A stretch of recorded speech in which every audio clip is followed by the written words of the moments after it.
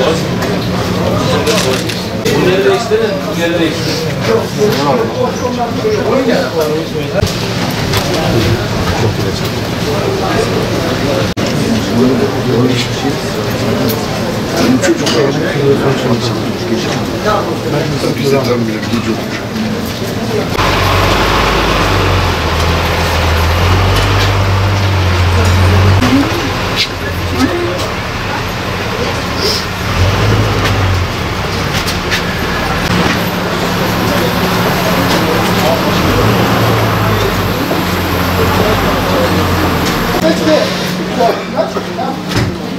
Abi sen geleceksin buraya. Ha?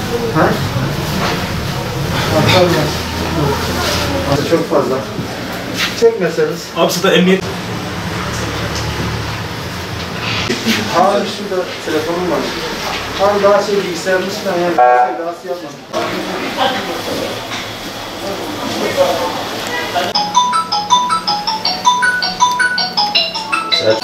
Selçuk abi. Muhammed nereden geçtin oraya? Burada çıkalım mı?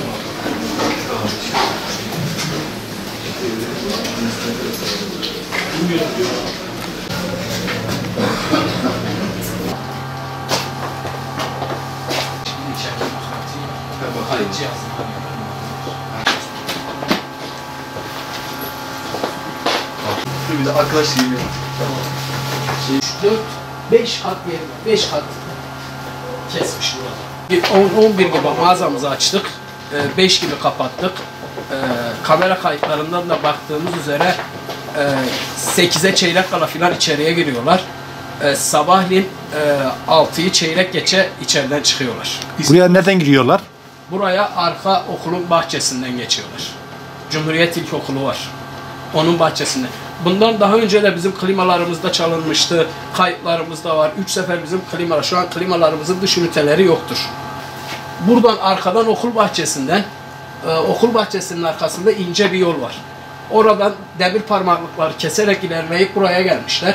Burada bir kat kalın, şu kalınlıkta saç var. Demir parmaklık var. kontrplak var.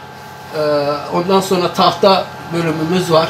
Bunların hepsini keserekten buradan içeriye girip lavabonun oradan 4 pirketlik bir yerde kesip oradan kuyumcunun kasasına geçmişler.